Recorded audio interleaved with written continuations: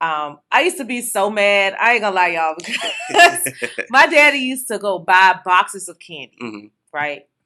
And he used to always be like, you be so excited to raise money for the school and, to sell the chocolate bars for the school. So he bought boxes of chocolate from like the store and made us sell all the candy. Oh, man. Now, I already know what you're thinking. Where can I get the merch? I'm glad you asked. You can find it at toostubborntofail.com. That's toostubborntofail.com. All right, now let's get back to the show.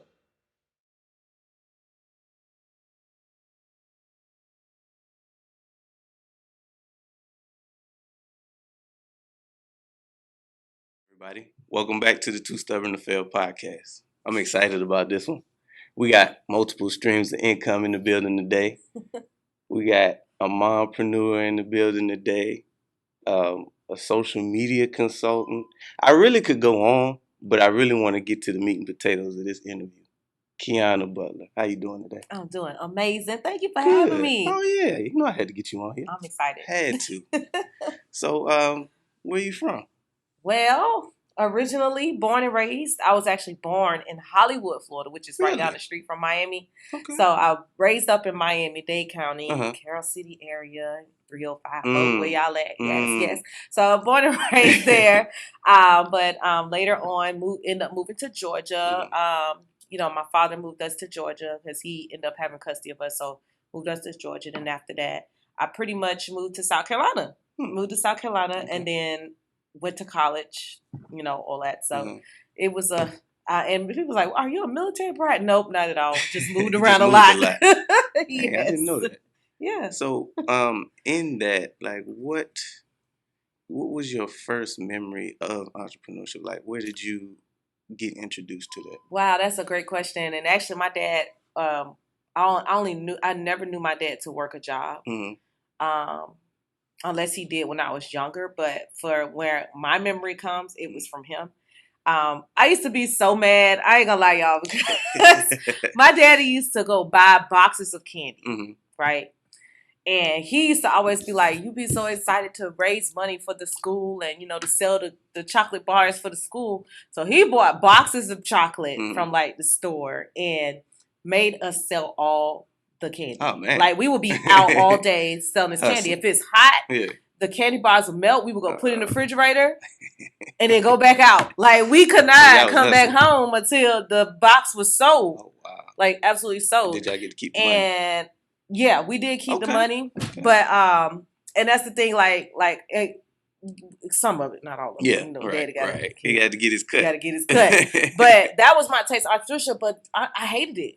I didn't understand what he was trying to do. Why we had to do that? Like we kids. I'm like, what is this? I don't want to go door to door selling candy, But we found one customer who would buy all our candy at one time. Oh, that was the cheat code. Once we found out he was doing that, we used to go to his house first. So he would take all of the candy bars and he would buy them all up every time. We always stopped at his house first. Yeah, he used to buy about 20 bars from us every time. And our box is pretty much almost gone. But, that was my first taste of entrepreneurship, not realizing then what it was. Yeah. But now, like, oh, I see what daddy was doing, Because, like I said, he was always an entrepreneur, had a business and all that kind of stuff. So he kind of was the first person who kind of showed me entrepreneurship and what it would be like, even though we hated it at times. So, yeah. So what did you learn from that? Man, I learned that we had to make our own money, right? And two is ownership is great too, because we used to hate that my daddy used to take some of the money because we felt like, kids too, we did all the work. Why you gotta get a piece, right? And so that kind of taught us too, like we have to have our own stuff, Now that was still to me like I was working for him because he had to get a cut. So because he did invest in the candy. Technically, right? Because we didn't have money to. Yeah, he had to take the money to buy more candy so that we could make more money. Yeah. That was definitely something I learned too. Is that the money that we invest into business, we have to make sure that the profit that we're putting it back into our business so that we can get more product, more service, or whatever it is that we offer our customers. Yeah. So that was one of the things that I look back early, later on in life, and was like, oh, this is why he did that. Customer service skills, just being able to talk to people and convincing them why they need to buy our candy. Early. Early, like buy our candy. We wasn't raising it for nobody. Right. We was literally selling candy for ourselves, so we had to figure out ways to tell people, like, right, buy our candy every week. Yes, and I also learned that people will buy stuff for kids. It don't matter. Yeah. Oh yeah. They support children, and I honestly, I recommend anyone to put their children in entrepreneurship early, because people will patronize their business just because they're kids. And they always feel like, kids do having their own business, trying to make money, entrepreneurship, they want to support. So it was, we always sold our candy. We always made a lot of money selling candy. But that was really what I really learned from that. So, that's a dope lesson. Shout out to you, Pops. For that you're right. Now I look I'm like, okay, I see what you're doing there. So yeah. In that, like, what is it? Anything that you would want to replicate for your kids? You know what? Yes, my daughter, Melody, and she's actually in the studio, guys. But Melody loves the fact that I'm an entrepreneur. She tells people that I have my own business. And we're actually working. We were supposed to launch her business last year. She wanted a photo booth business. So that's what we were working on. But things have very much evolved with the 360 machine and all that stuff. So now we have to tap back into it and say, okay, what route we want to take. But we definitely are still going to offer her photo booth services. We're hoping and planning and praying that we can launch it next year, for her business. So definitely. Me and my fiance were working on a book for our 2-year-old. So we're introducing these things early, even though my 2-year-old don't quite understand. But the fact that she'll have something in her name before she even realizes she do, that's so powerful. That's something that, that we stand for. I'm so for entrepreneurship, and that's something that I've put into my child. My child goes tell her teachers, my mom has a business. This is what she does. So she markets for me. Right. She markets for me, and I have teachers emailing me, or she say, Mommy, can I get some of your business cards? My teacher asked for it. So so she's already learning entrepreneurship and knows that I don't work for anyone. And Melody, her being the oldest, she's seen from when Mommy was busting her tail at a corporate job 9 to 5 to now being able to just travel with me anywhere I go and be able to actually enjoy life and don't see Mommy, coming home late, those kind of things. So, that's what she's seeing, and she's seeing how our life transitioned from that to now. And she talks about entrepreneurship and having her own business, and she's interested in those type of things. So, just being able to experience that from just us in the household is definitely something that she's looking forward to having for herself. That's big. That's big. Let's touch a little bit on multiple streams of income. I brought you in real big on it. What is the importance of multiple streams of income to you? Yeah, to me, y'all, honestly, what made me when the light bulb went off for me, y'all, was when I was still broke, but I was salaried, and I remember back in the day, you started your job, everybody looks forward to having a salary position because that, everybody, that means you making money, right? You salary, right? Not realizing, because I was very not aware. Like, I was just so excited that somebody was paying me. I think I was getting paid like $55,000 a year, and that was pretty good. You know what I'm saying? Great. So, not realizing after taxes, insurance, and all this stuff come out, Uncle Sam gonna right? They gonna get their cut. Okay, so that salary is not much, and I realized that I was working so hard, working overtime, working 60, 70 hours, and was only getting paid 40. I was like, no, this cannot be life. And I was still struggling, living paycheck to paycheck, getting off a salary job to go bartend at night, just going to do this, just really hustling, trying to make ends meet, just make them meet, and I got tired of living that. Yeah. And I was like, okay, so I figured out, I was like, you know what? The problem is I keep getting jobs. I was having multiple streams of income, but they were all employed income. So and that required your time. Yes, and it required my time, and I was not spending a lot of time with Melody because at that time it was just her, and that took away from our mother-daughter bond a lot because our mommy was always working. And that's when I realized, okay, something's not right. Why am I still broke? I'm working 2 or 3 jobs, right? And still making a payment arrangements and all these different things just so that I can make sure that we have a roof over our head, lights, and all these different things, right? And so what I started doing, I started reading. And I noticed that the wealthy and then the people who I knew personally, locally in Colombia, they were all, that had money, they were all entrepreneurs. Right. They were all business owners. And I was like, wait a minute. What's going on? What's going on here? Like, I need a business. Yeah. Right? So that's what I immediately started thinking. I was like, okay. So that's when I really started reading like Robert Kiyosaki and The Science of Getting Rich and all these different books. And I was like, wow. I was like, really? All I got to do is just think as if I'm already in this situation and it just happens and it's real. Yeah. And so that's when I started really, okay, I got to figure out a way to make money that's going to be lucrative, but residual and always flowing and growing. Right? Something where if something was to happen to my job, that this money will still be here. It will never go away. Right? And then I wanted money that was be able to last long enough so that when my daughter gets older, she will have that as well. And she will have the option if she wants to work or not. Right. And so that's when I realized the importance of multiple streams of income. I was like, okay, well, I was thinking about all the bills I paid out of that one check. And it's a lot of people don't think about this is why we broke. Okay. We have so many bills that come out of one check. And we probably get that check maybe 2 times on average a month. That's not enough money. After you pay your bills and you get groceries, especially if you have multiple children, it's expensive. You're not making enough money. And you don't realize it until you actually sit down and look at it. And that's what I had to do. And I was like, oh my God, I said, this is a setup. I felt like I was set up all my life, like for real. I was like, ain't nobody told me this. Yeah. Right? So they're not going to teach us multiple streams of income. So we have to teach ourselves. And so I'm a big advocate for multiple streams of income and helping people realize that they can convert their skills and talents into multiple streams of income. I always tell people to look at their job as investors. Take some of that money and invest it into something that's going to create additional income for you so that if something happens to your job, or let's say, like, for instance, one of my friends, she's battling with her job right now because her mom is getting ready to have surgery and she's in Maryland and she's the caretaker and her job she has to leave work and her job is like, no, you can't go. And she's like, no, I gotta go. And she messaged me. She was like, thank you so much for introducing me to another way of making money because my job is really giving me a really hard time right now about my mom.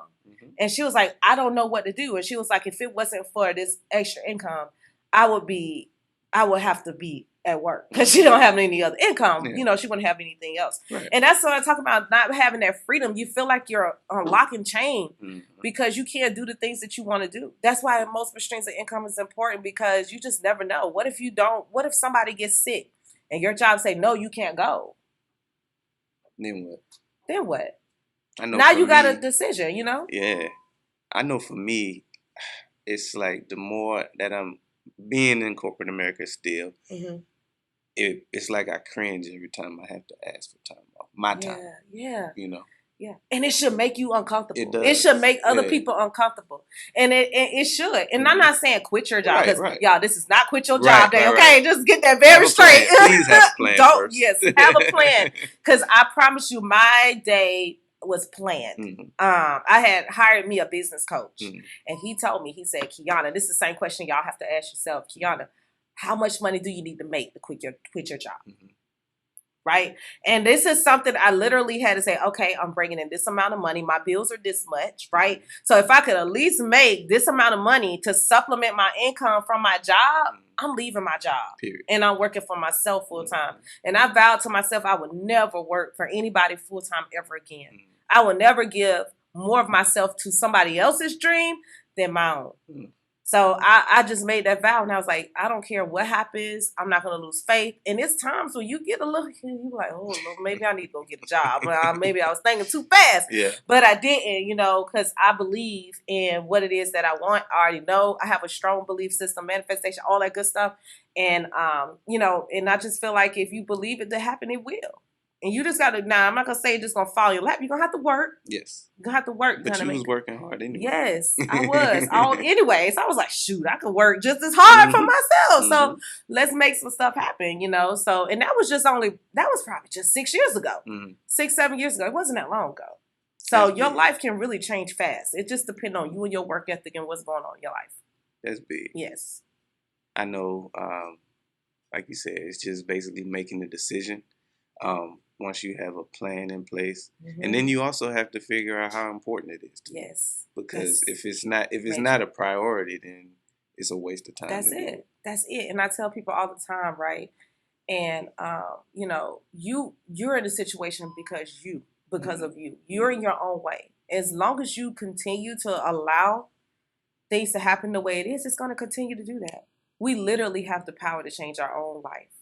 It's just all about decisions, who we hang around with. That's so important, right? Who we hang around with, who are we connecting with, who are you telling your dreams and desires to? Or do you even believe your own dreams and desires? Right. Like, do you feel you deserve it, right? And some people just lazy. Hey, I mean, some people just flat out lazy, and you know, it don't come like that, and then they'll forever struggle and forever complain about this situation, and you know, and they can just really just do something about it. Just get connected to the right people.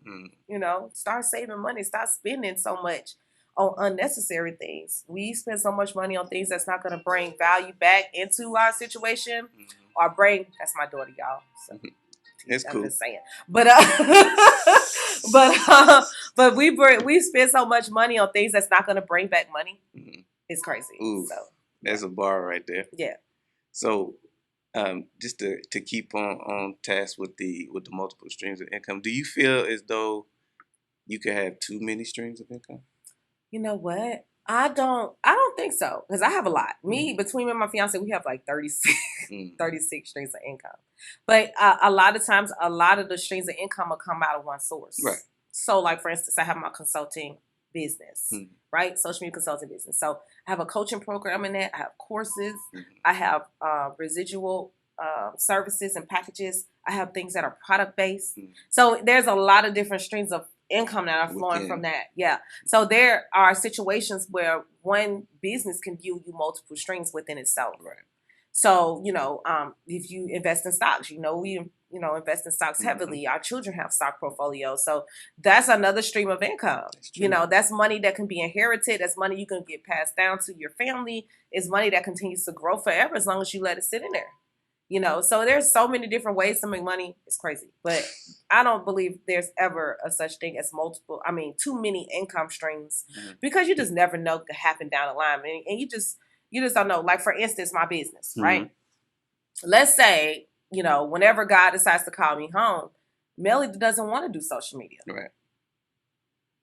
All them streams gonna be dead, right? Because one thing after we can't force our children to run a business. And that's what I tell people, like, you have to have some type of money that they don't have to put their hands on, that they don't have to do work to keep it running, because they have their own dreams and desires that they want to go after, you know? So it's important that also when you get these multiple streams of income, that you have sources of income that'll continue to run, even if your children not doing anything with it, you know? That's a bar. So, you know, that's good stuff, but hey, multiple streams of income, get as many as you can. As many, and get some for your kids too. I know that's right. One thing that I neglected to mention, just because you do have a lot, is that you're also a travel agent. Just to talk about that a little bit, what's like the best part of being a travel agent? You know what? I don't call myself a travel agent. No. I call myself a travel business owner. I just want to let y'all know that. It's okay? Because honestly, I like to help people become entrepreneurs. Right. I'm big on entrepreneurship. So one thing about my business is that, my travel business, is that I'm able to help people become entrepreneurs in the travel industry. So that's one of my favorite things, is just helping other families prosper and create multiple streams of income.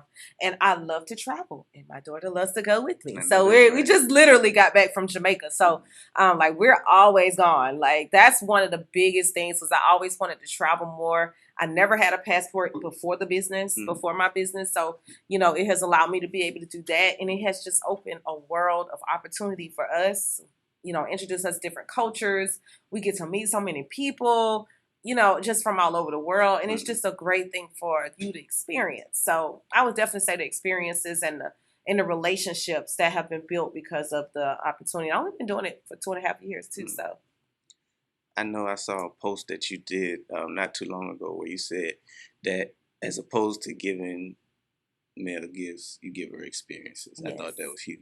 Yeah, a lot of people hit me up. Like people hit me up because I guess they felt that. Yeah. Like they want to do that too. Mm-hmm. And a lot of people hit me up like, "What are you doing? How you do that?" And I just I've been stopped getting Melody gifts for Christmas a long time ago. Mm-hmm. It's just about 2 years ago I started incorporating trips. Mm-hmm. So experiences from different cultures. So every year she goes somewhere international with me, but she goes to a lot of domestic places, mm-hmm. Within the United States with me. I try to travel with her at least once a month. Mm-hmm. And in December for Christmas, we always go somewhere international. So we just got back from Jamaica, and next December we're going to Punta Cana. So I can't wait to go there. Yeah. I can't wait. I've been before, but she hasn't. So we're going to Punta Cana next year. So, it's just great giving her those experiences because for one, like I told y'all, my childhood, my upbringing when I, with her, we weren't able to go places like that. And I would tell people I would be like, Miller, we can't go on vacation because, you can't be out of school. You can't have so many absences. Now I'm like, girl, let's go. Look. Mm-hmm. Tell your teacher you ain't gonna be there Friday. Right? It was just really an excuse because mommy couldn't afford to go on vacation. Mommy couldn't afford to go on trips and different things like that. I remember the last big trip that I took her when she was younger. I overdrew my account because what plan we was in Orlando and I wanted to take her to Disney World. So my actual plan didn't work initially where I would, whatever it was that I had arranged, it fell through. Mm-hmm. So I had to sacrifice a little bit of the last of my money, and it ended up overdrawing a little bit of my account. But we had a great experience, and she still, can I tell y'all, she still talks about Disney since to this day, and she was probably 4 years old. That was worth it. So experiences is really giving your children experiences is something that they'll remember for a lifetime. Mm. Melody will always remember Jamaica. Always. She'll always remember snorkeling and seeing all the fish under the water. She'll always remember her meeting new people and hearing the Jamaican accents and seeing that in Jamaica they drive on the other side of the roads and the stairway. That's the things that she got so excited about. I like to have her feel that way. Right. And see these different things because she was like, Mommy, there's steering wheels on the other side of the car. And I was like, yes, we're in a different country. And she got to taste their food and experience and talk to the people and, be able to, it's just something that I know she'll always remember. Mm. And she'll be talking to all her classmates when she get home. Mm-hmm. They're going to be like, what you got for Christmas? And they're going to be, Mel gonna be like, I went to Jamaica. Mm-hmm. You can't beat that. Yeah, I don't even know how you respond to that. I went to Jamaica. Let me tell you what I did. Right? So just, that feels good to be able to give that to her so that she can, something that she'll always be able to tell people forever. And now she'll be like, well, Mommy takes me on a trip every Christmas. Yeah, that's bad. Yes. Hey, I wish I had some gifts like that. Right? Me too. But with you traveling so much, I know for me personally, it's a lot of things that the day of, first of all, I'm a terrible packer. I always wait to the last minute. What are some travel tips that you have? Oh my gosh, y'all, listen, first of all, I highly recommend you to get global entry. Okay. Right? Global entry includes TSA pre-check. Mm-hmm. My travelers know what I'm talking about, but if you're not traveling, look, you go make sure you go to the right website because a lot of people scam it, okay? Mm. I don't know the website right now, but you just type global entry and it says U.S. Customs Department, Border, whatever it is. Mm. That's the right website. It's $100. It lasts for 5 years. Comes with TSA pre-check. The best thing since sliced bread, especially if you plan to travel international, it is going to be your best friend, okay? Mm. So definitely get that. TSA pre-check allows you to be able to go through the security line without taking off your shoes, belt, and all that stuff. You don't have to worry about that. Add Clear. Yes. Y'all heard Clear? Yes. Clear Me. Got to get them because they take you to the front of the security line and you get to pass everybody else. Yeah. It's like the bomb. You feel like you VIP. You can't beat that. Yes, I'm telling you. get that. When you're traveling, especially if you go international, make copies of your passport, upload them to your Google Drive so that you'll have access. So if something ever happened to your passport, you can't find it, you'll still have your passport with you. So I always encourage people to make a copy of their passports and make sure somebody else have a copy of them that, is local where you from as well. I switched sides on you. Why you ain't go to the site yet? TooStubbornToFail.com. That's TooStubbornToFail.com. Go check it out. Also, suntan lotion. Look, we always forgetting our suntans, our sunscreen stuff. Yeah. Have to get that. Have cash. It's always had the cash because if you're traveling internationally, you want to be able to tip. You can't tip them with your debit card. Right. So you have cash. Our money goes a long way in a lot of countries. So, they'll be excited about a couple of dollars or whatever you give them. So, just have cash and just double check your flights and make sure that they're all good. Check the weather. That's so important too. Because it rained in Jamaica off and on pretty much every day. But we had some really good days too. So, we had a great, amazing time. If you, for savings, you should, I highly recommend plugging here. Start a travel business. That's what the platform is Look, start a travel business. When I tell you, you're going to save a lot of money. People always ask, how you travel so much? Honey, I got a travel business. I ain't even going to lie to you. It's the bomb. Okay. Just want to put that out there too. So I'm telling you. Is the bomb, okay?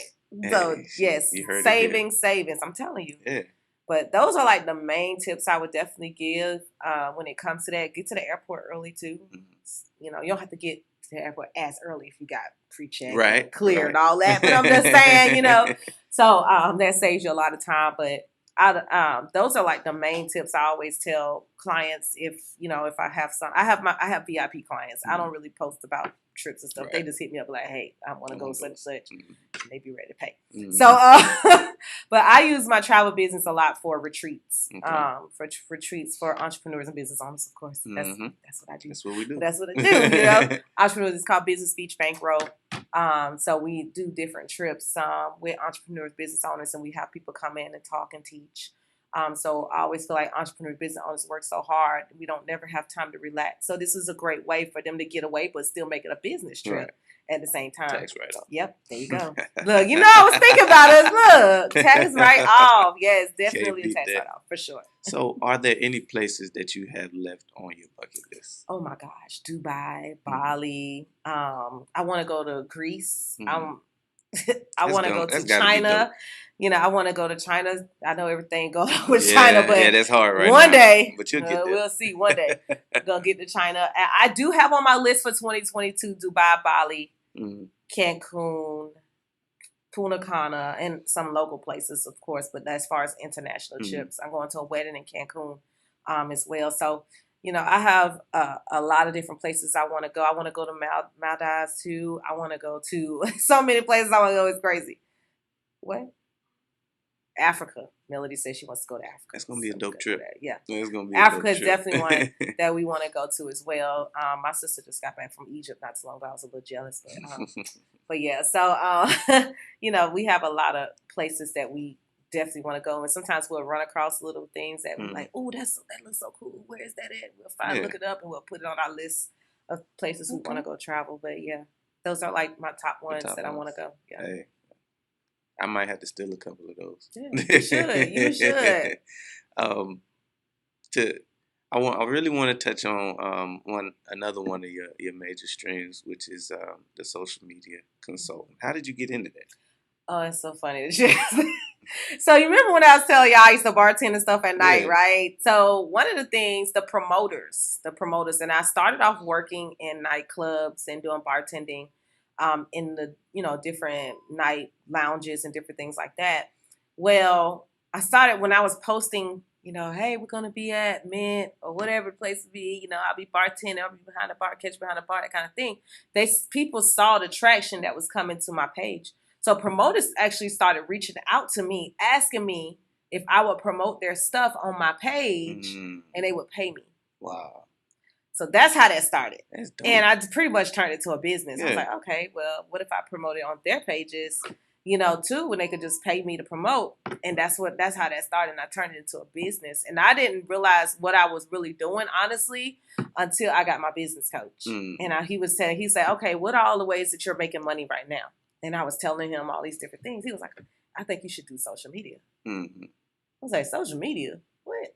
And it didn't even dawn on you. It didn't even dawn on me because I was already doing it. He said, you already pretty much doing it, but now you can do it for businesses or people who have brands and different things and post it on their page and do it for them. I was like, oh. So that's how that started. But, people were paying me big money to promote. They know I can sell water to a well is what everybody say. And I would help. They would give me tickets for parties and I would sell them all. So I was like, it just made sense. Yeah, it's just I was like, okay, yeah, let me go on LLC this, and I LLC'd it November 23rd, 2016. Okay. Yeah. So what would be some of the, I guess, most common mistakes that people make on social media as far as business? Oh my gosh. Top number one, having their page private. I cannot stand running up on a business page on social media and it's private. Oh my gosh. Y'all, I want y'all to just imagine this. If you walk up to a store, right? You excited about shopping in the store, right? But they got chains on the door doing office hours. You just pulling on the door, but they got chains on the door. That's what it's like to your customer, client, or whoever it is who want to see your merchandise, service, product, whatever. By the time them people get the key, come to the chain, I probably done changed my mind. I don't even want it no more. I'm going to go to the store next door. And you just lost a sale. A customer, all that. So do not. I just tell people, listen, don't post nothing on your pages that you don't want people to see. It's that simple. It's that simple. I do not use my social media to blast other people, to cause drama. I don't do none of that. I don't put my business out there, except for what I don't mind people wanting to know. And that's why I tell people, if you just do that, you're going to be fine. I don't understand what the big deal is. Right? So do not do that. Yes. Like, just don't. Okay? Number two would definitely be using the platforms wrong. And what I mean by that is like, just not having a strategy. Like you're just posting stuff just to post it. And it shouldn't be like that. Everything, you should have a niche, meaning that you should be specializing something in particular. So all of your information and content should be related to that. So when you're posting on these different platforms, it's going to be easier for people to find you, and your page needs to be attractive.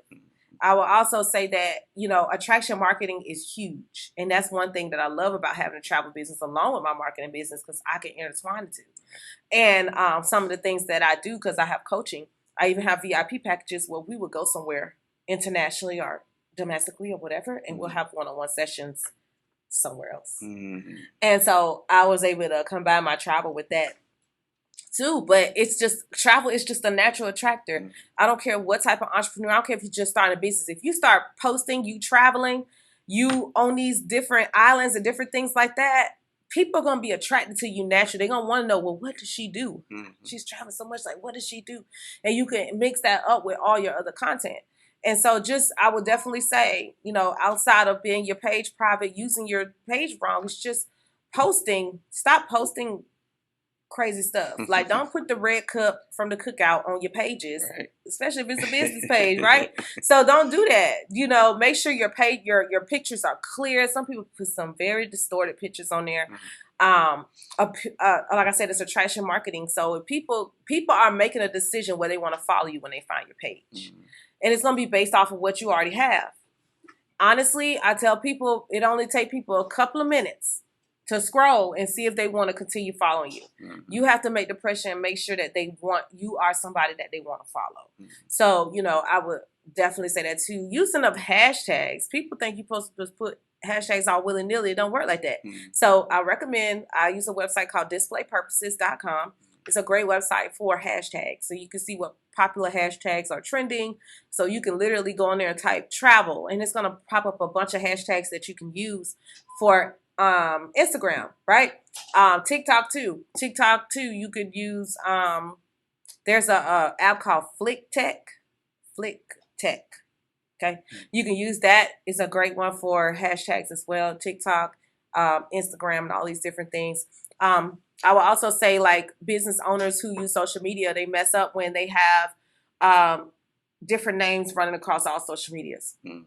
So if you got Major Key Enterprises, which is my marketing business, if I have that on Instagram, I need to have that on Facebook as well. It's going to be easier for people to find you on those platforms. They can search Major Key Enterprises anywhere and they can find you. Yeah, that was big for me. Mm-hmm. I had to do that. Yep. Profile pictures and cover photos are huge too when it comes to your business pages.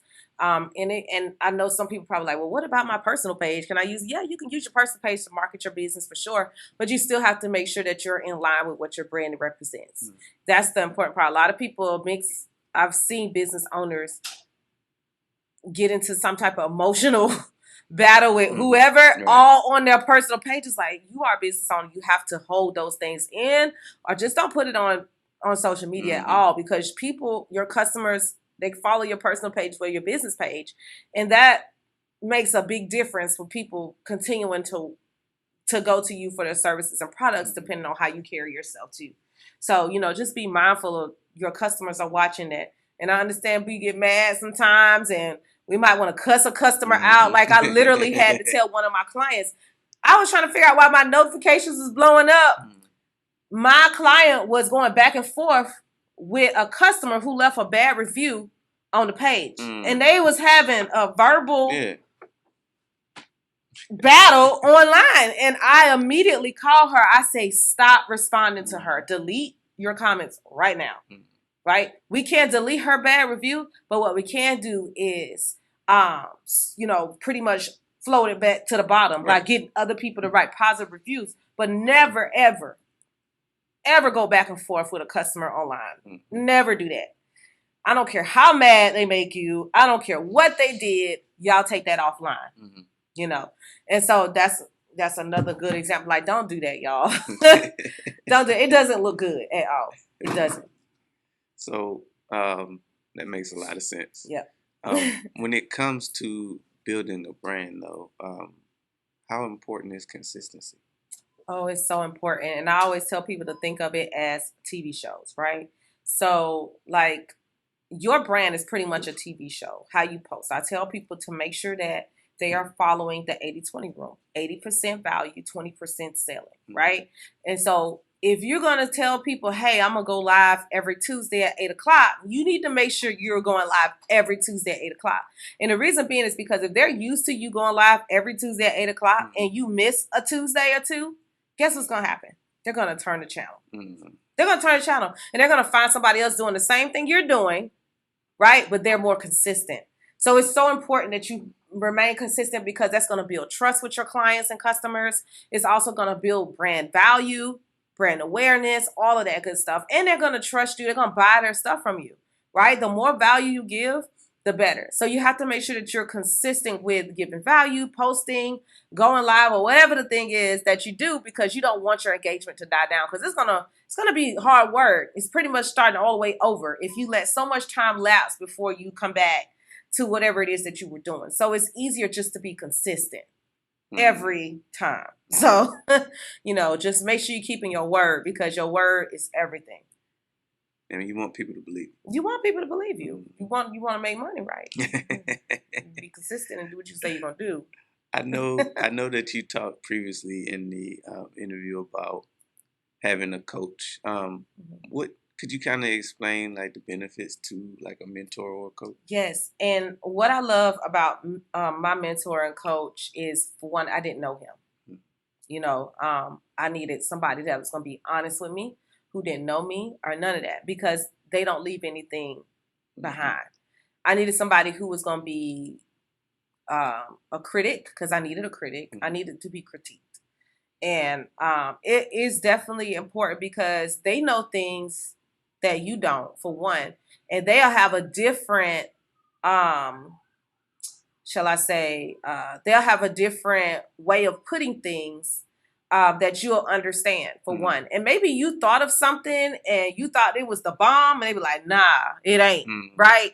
You need that, because they know. They already got the money. They already know what it is, right? And so many mentors and coaches out there. You have to find one that is best for you, and also one that's gonna complement whatever it is that you're doing with your brand too. It's great investment. It's definitely, coaches aren't cheap either, so you definitely need a plan to have your coach. But the great thing is you get to write off as business expense. I'm just saying. But it's very important because they're going to be real with you because you're spending money with them. They're going to guide you in the way that you need to go. Like I told y'all, I didn't realize I was already doing a social media business. I didn't know that. He told me, Quiana, he said, Quiana, you're doing too much for one. He said, you need to ride one wave. I'll never forget that conversation. He said, ride one wave. I was like, what are you talking about? I got all this money coming in right here. He said, no, you need to ride one wave first. And so he told me, he said, I think you should focus on, because I was like, okay, well, what you think I should do? He was like, I think you should do social media because social media is never going anywhere. He said, social media will never go anywhere. He said, if anything, it's going to keep evolving. It's going to keep changing. And that was 6 years ago. One line. He was not we ain't had TikTok. We ain't had that Periscope. We ain't had none of that. Right? So it's evolving. It's not going anywhere, y'all. And I'm glad because it's very lucrative. It's a very lucrative field. And so that helped. That changed my life. It gave me a new perspective on things as far as business. Because the things that they teach you in college, the things that they teach you in those MBA programs, your coach is going to teach you something totally different because they already went through the process, right? A lot of times those professors are teaching from curriculum, but these mentors and coaches actually did it. From experience. And it's experience being taught. Like, this is what I did to make $100K in a year. Or this is what I did to make my $7 million or whatever it is that you want to do, right? So you have different things that, you can do when it comes to that. So the mentors and coaches are great to have. It's a great investment to have as well. All right, welcome back to the Two Stubborn to Fail podcast. We got Quiana Butler in the building, and she's been dropping so many gems today. But just to pick up where we left off, what drives you now? Oh, my children. My children was what drives me. I'm like, ooh, my children ain't never gonna have to go through what I'm going through because I'm about to make sure that it happens. And also my bank account because my goal number is not there yet. So every time I open up a bank account, I was like, yeah. I said, you know how people be like, I need motivation. No, you need to motivate yourself. Open up your bank account. Look at your life that you live in right now. Is it good enough for you? If it's not, you need to get out there and work. Period. No excuses. None. I can't stand excuses. I don't give excuses, so I don't take none. So that's how I am with everybody I work with. They already know. No, I don't want no excuse. Yeah. Don't give it to me. Man, you done dropped so many gems today. I can't wait to watch this interview. You ready to watch it again? Watch the replay. I always like to wrap them up with a Too Stubborn to Fail moment. Basically, a moment that, through all adversity, you managed to just get through that situation and come out the other side stronger. What's that moment that sticks out for you? You know what? He told me what this question was again, and I was like, okay, let me. I was like, okay. Honestly, I actually went live about my true story, what happened way, way back. A lot of people don't know about me, but I would definitely say, because you know how some children just don't do well with broken homes and all these different things. But, my mom, she was a drug addict, and my biological dad, he didn't want anything to do with me. So I never knew him. The time that I actually had a chance to speak with him, it was a cool conversation. And at that time, I was getting ready to get married, my first marriage. And I invited him to come. He never showed up, and I never heard from him again. And that was just that one time. And I actually had to lie to get his number because his family doesn't know about me. His wife does, that he's married to now. I guess they still married. I don't know. They know, but his mom and all of that, they don't know about me. Wow. So found out he's a preacher, y'all. Of course. Right. And so it took me a minute, and I still, every time Father's Day rolls, I still have these little issues every now, because I feel like I don't have closure yet. I feel like I don't have closure because it's still open for me, because I feel like if he didn't want a relationship with me, he should have told me again at that time. And I just needed to know. I was like, just in case, what's our family history, because I don't know it, that kind of thing. So I would definitely say just the fact that having somebody take care of me, and I didn't even know he wasn't my real dad. They told me he wasn't my real dad when I turned 21. I was in college, right before my finals. Oh man! So you know how that went. Yeah. So it broke my heart, and all my life I thought that was my real dad, and that's when he made my mom tell me. But that was very challenging for me, y'all, and just the childhood, the upbringing was challenging. Most people are affected by those things. But I just always think about my children. And I was like, okay, I need to make sure that if things were to go sour, if something was to go bad, that they would have their own, that they could get up and leave certain situations, or they wouldn't have to worry about certain things because they have their own money, they have their own legacy that we're building, so that's what pushes me every day. And that's still kind of hard sometimes. I deal with it way better than I did back then. Like, that was just that's like the moment that stood out for me. And some other people, they would let that break them, but I didn't. I kept moving. Even though I failed out of school because I failed all of my finals, I went back to school. Now I have my MBA. I have my bachelor's, my MBA, and my associates. So I have that. So I kept going. Even after that, even though I have that, I actually was one of those people who actually worked in their field with those degrees. I worked in healthcare. I worked at Providence Hospital in Columbia for a long time. I ended up being a program director over a medical program for a college for a while. And then I worked for insurance right before I quit. I worked with them for maybe like a year. And I turned in my 2-week notice, and I never looked back at corporate America again. So all of those experiences, I tell people, like, don't look at your experiences as negative and bad ones. What did you learn from it? Right? What did you learn from it? So even though my father didn't want me, I make sure that my children's fathers are in their lives. Yes. Whether whatever, it don't matter. I want their father in their life, and those are things that push me to keep going. Even though I learn from those experiences. Everything that happened to me is what made me the person that I am now. It makes me stronger. It makes me want to be better than those people who did those things in their life, and to me. And I make sure that doesn't happen to my children. So that's me too stubborn to fail, because I'm like, you know what, whatever. I'm not gonna let that affect me. I'm just gonna move forward and learn from it and make sure it doesn't happen to my children. That's it. That's dope.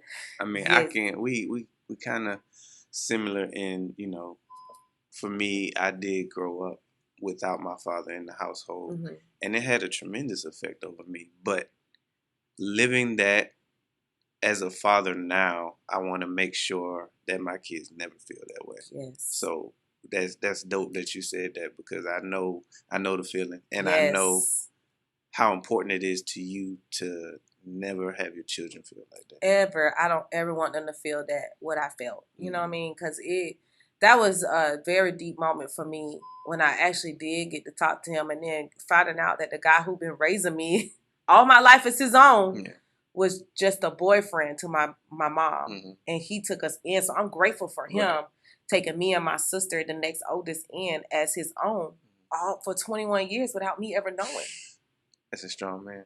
You know what I'm saying? Like, without me ever knowing that he wasn't my biological. He was my next oldest sister biological, but he wasn't mine. But he raised me as if I was his own. And he still talks to me to this day. He helped me with my stocks and all these different things.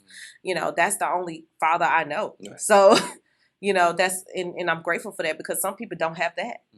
And even though my mom was out the picture, she stole from me before. She's taking all kind of stuff, even though I took her in sometimes, because it's that addict, what I mean? It's the addict in her. She's better now, so thank God for that. But, and I want to tell y'all too, like, whatever it is that's holding you back, whatever, we got to learn how to forgive people and move on. Let God handle that and move on. Because I tell people, you can't ask God to forgive you if you can't forgive other people. So you can't move on. You can't move on with your life. You won't elevate. You won't prosper the way that you need to if you don't forgive. If you don't forgive people or whatever happened to you, however they made you feel, forgive them and move on so that you can move on with your life and be your best. Hey, I can't think of a better way to end it. Like you basically went ahead and ended it. Like what do they do at the end when they take up the collection? Pass the plate. Man, this has been a dope interview. But before we get out of here, how can people find you? Oh, y'all, I'm on social media, as y'all should probably already know. But Facebook is just Quiana Butler, right? You'll see in parentheses Major Key. Gotta make sure because got catfish pages out there. And on Instagram it's Major Key Enterprises, and I have one that's called me Quiana, right? That's my personal page, my business page, personal page, yeah. But pretty much if you find me on one, you can find me on all of them because they're all linked together. So you should be able to find me on there. Okay. Well, this has been another dope episode. We had Quiana Butler in the building. Thank you for coming through and blessing us with these gems today. Thank you for inviting me again. Man, I had to have you on here. I enjoyed it. Yeah. So we signing out. I'm Darren Perkins. We'll see you next time.